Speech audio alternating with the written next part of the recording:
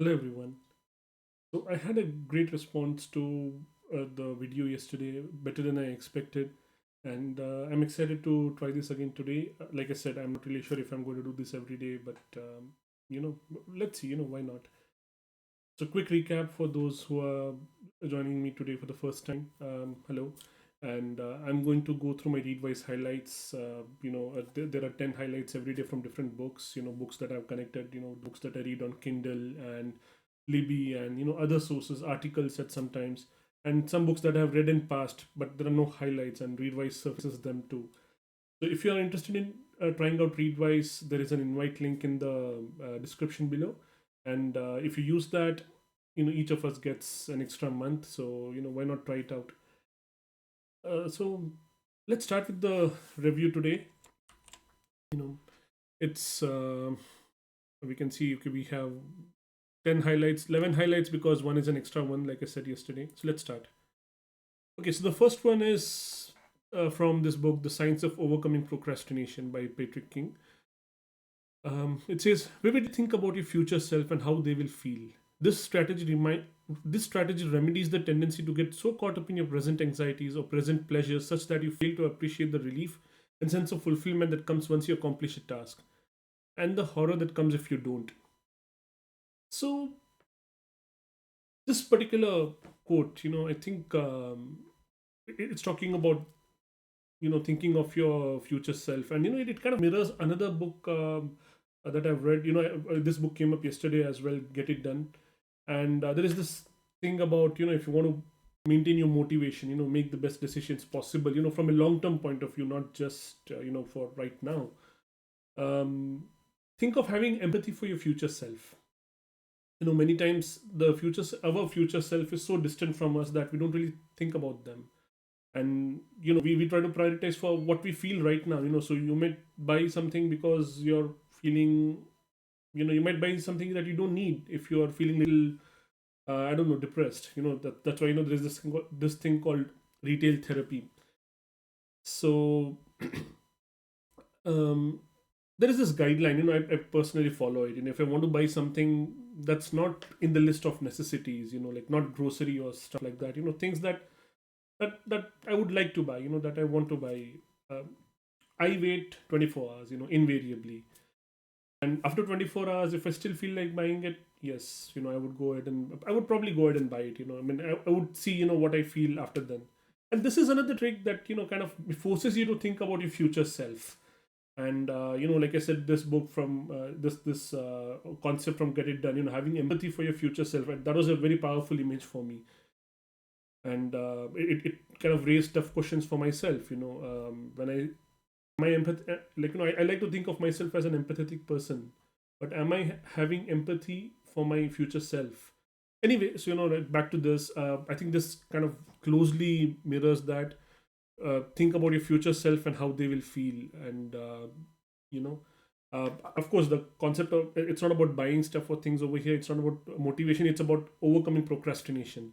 And the idea is that, of course, you probably don't want to get started on doing something right now. You're just putting it away because of and of course the book goes into this. It's procrastination is not something that you do because you're lazy, but it is something you do because you don't have clarity. And one of the best ways to remove that clarity is to just get started. And of course it's easier said than done, but like the book goes into quite depth about this.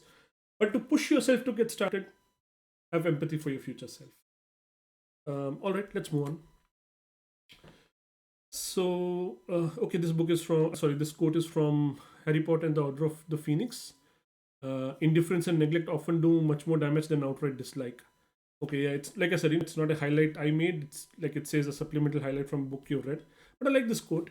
And it's, of course, it's right. This is, I think if I'm not wrong, I think Dumbledore says this to Harry, where they're talking about, Creature being involved in Sirius's murder because Sirius didn't really hate Creature, but was mostly indifferent to it, indifferent to Creature, right? So yeah, this is what it says. That indifference does much more damage than hate, outright dislike or hate. Well, yeah, I think it's straightforward. I'll just move on. Okay, so Stolen Focus. This is again another book which was really powerful for me. Here, the author says he believes that losing your daylight is the deepest form of distraction, and you may even begin decohering. This is when you stop making sense to yourself because you don't have the mental space to create a story about who you are. You become obsessed with petty goals or dependent on simplistic signals from the outside world like retweets. You lose yourself in a cascade of distractions. You can only find your starlight and your daylight if you have sustained periods of reflection, mind wandering, and deep thought. James has come to believe that our attention crisis is depriving of all three of these forms of focus. We are losing our light. Okay, so I don't really remember which section this is from, so I'm a little lost on the context over here. And yeah, I mean, of course, there is this a superficial way of understanding it. If you just read the quote, there is this form of understanding on a superficial level. But I mean, of course, there's a lot more context, and I'm just missing it right now. I can't recall. It's one of the later chapters of the book. I think if it comes to me, I'll come back to this quote, but I'm going to go ahead right now. Okay, poke the box. And over here, the author says, on the other hand, there's the other scenario. The boss finds someone who didn't start, who never starts, who always studies or criticizes or plays devil's advocate, and she hassles or disciplines or humiliates or fires her. Oh, forgive me for teasing you. That never happens.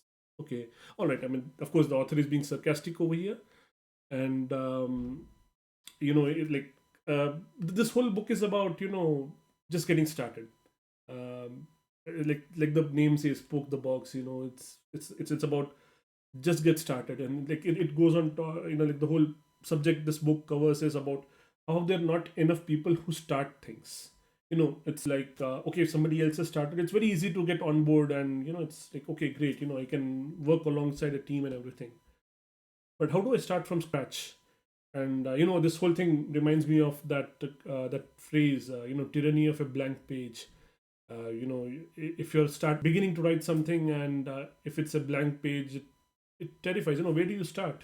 It's a blank canvas, and we see this happening all the time. I was rewatching this series, The Office, and this episode, where Pam has to paint that mural. She gets commissioned for the mural in the warehouse. I don't know if you've seen The Office, but yeah, quickly. And she's putting it off, because she's not sure where to start. Right? It's a mural, and you don't have, like, in any creative endeavor, you don't really know where to start. Anyway, I think I'm digressing. The book is really talking about how do you get yourself to start things. It's a personal thing for me as well. I procrastinate a lot, and I'm trying to overcome that. So anyway, like the author is really being sarcastic over here. That like a hypothetical manager or hypothetical boss, finds an employee who doesn't start something, and then gives, who criticizes that person, that why haven't you started? And of course, like the author is making the point that never happens, right? So yeah, it's like I think the idea is, of course, that um, the reason we don't start things, it's at all levels of management. It's not just like an individual problem, it's a systemic problem. So let's move on. Extreme ownership. Our freedom to operate and maneuver had increased substantially through discipline procedures. Discipline equals freedom. Okay, yeah. So this also reminds me of this other other concept. Like creativity within bounds. And we like to think of creativity as where you're completely free. And there is this old movie that I had seen, and there was this song over there. What was that movie? Um, I'm forgetting the name, but basically a singer who is struggling to find, songwriter who's struggling to find inspiration, and like she's writing songs for the actor. I mean, forgetting his name as well. I think it's Drew Barrymore and Hugh Grant. I'm forgetting completely, but anyway, yeah. So it's like I mean, okay, are you waiting for inspiration, or are you going to get ahead and get inspiration? Anyway, I think I digressed a lot. um, the idea is over here, creativity within bounds, and that might seem ironic, but it isn't so. Some creativity needs those bounds. I've seen that again and again. I've come across a lot of books that say this, but I've also seen that creativity without bounds, we have the same problem as which I just mentioned. Tyranny of a blank page. You don't know where to start, and things never move. It, Creativity begins once you start setting bounds, and I think in the same vein, discipline equals freedom. Once you get disciplined, and I mean, over here the authors are talking about SEAL teams operations, where they follow a strict regimen of discipline, and I mean, the impression might be that, okay, like being in a military, you don't have much freedom to do things, and it's like a very hierarchical, top down command order. That, okay, whatever the commander says, that's what follows, and we see this in movies all the time. So the book, I mean, of course, it refutes that. Each person is a leader. I mean, the whole book is, the topic is that you build leaders within your team, and like that's what they did. They built leaders within the teams. The SEAL teams. So it's a question of building discipline, and once you have discipline, you can have that freedom. It's not like that simplistic top down command hierarchy. There is input from all sides. Yeah, of course there is a command order, there is the directive, but it's more of a vision, and it gets clarified at each level. Okay, that this is the strategy that we want to build, or this is the tactic that we're going to follow. And how do you do that? How do you operate in a complex arena, like a battlefield or complex arena of organizations? And how do you effectively delegate? And you do that by coming together to understand certain ground rules, certain, having a discipline that, okay, this is how we're going to work together, this is how we're going to understand each other. And once you do that, you have your freedom. It is kind of cryptic, yeah, but I think the book does a much better job of explaining it. So I recommend this book. Oh, like I said before, all of these books I would link to Amazon links to, so that you can go ahead and buy it. Okay, so this is from Anthro-Vision. There were two key anthropological ideas that could help financiers or any other executive to frame this, he argued. One was the concept of habitus developed by Bourdieu, or the idea that we are all creatures of our social and physical patterns, and these two elements reinforce each other. The other was sense making, or the idea that office workers and everyone else make decisions not just by using models, manuals, or rational sequential logic, but by pulling in information as groups from multiple sources that they react to. Right. So I think the context is quite lengthy here. I don't know if I'll be able to do a good job and kind of condensing it down for this video. Um, and this is about, it's how do like why do simple things like, I mean, you would probably define a policy in your office. Why doesn't that get followed? Or you might think that, okay, we are writing down this policy or writing down this guideline, and why is there confusion after that? And the author over here, looks at it from the point of view of anthropology. I mean, of course, it's a book on anthropology, and it's very, very insightful.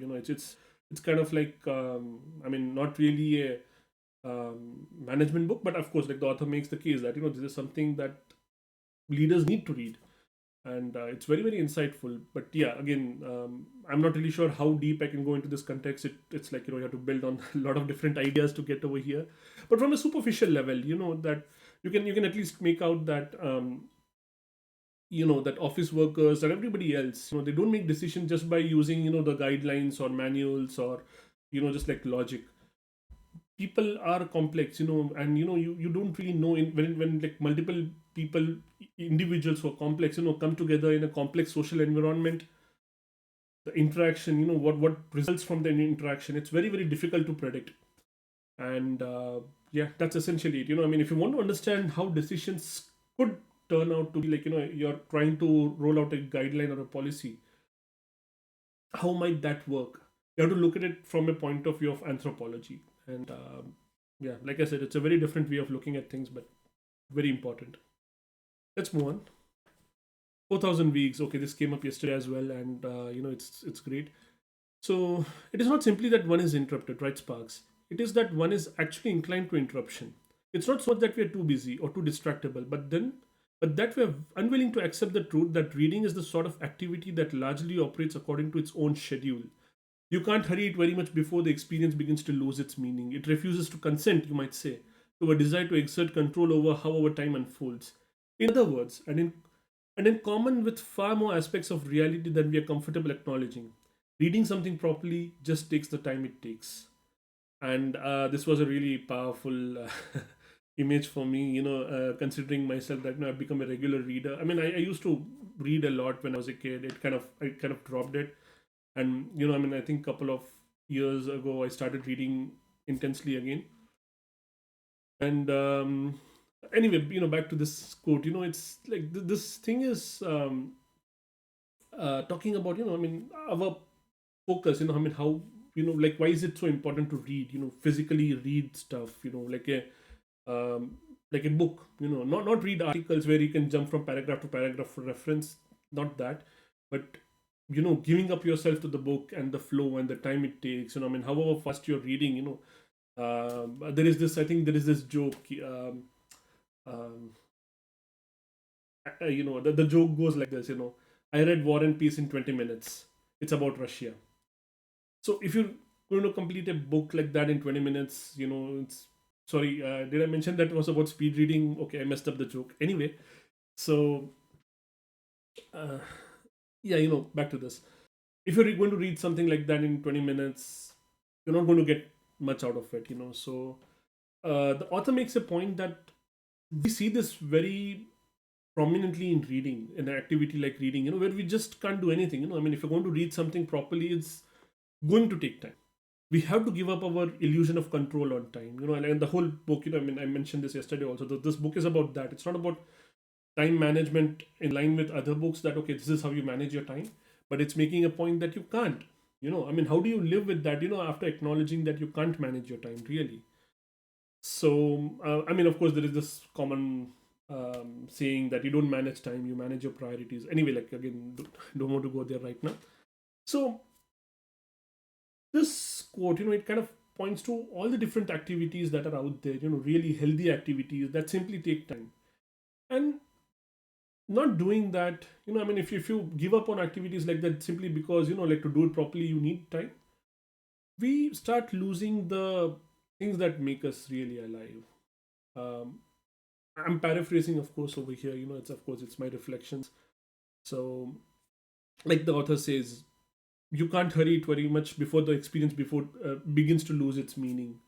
If you want to have a meaningful experience reading something, or I don't know, spending time with your family, you can't speed it up. It's what makes us human beings. And again, read the book. It's really amazing. Working backwards, this is another book that came up yesterday. So, input metrics track things like selection, price, or convenience, factors that Amazon can control through actions such as adding items to the catalog, lowering costs so prices can be lowered, or positioning inventory to facilitate faster delivery to customers. Output metrics, things like orders, revenue, and profit, are important, but they generally can't be directly manipulated in a sustainable manner over the long term. Input metrics measure things that, done right, bring about the desired results in your output metrics.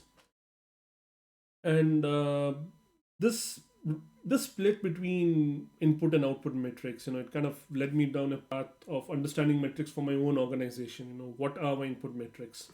Output metrics are easy. It's like everybody measures orders, revenue, profit. They're easy to measure. But input metrics, it varies. It's much more difficult depending on the organization you're in. Input metrics could really be difficult to measure. And then there is that challenge. If you're going to try controlling the input metrics through ways like incentives, it could totally backfire on you.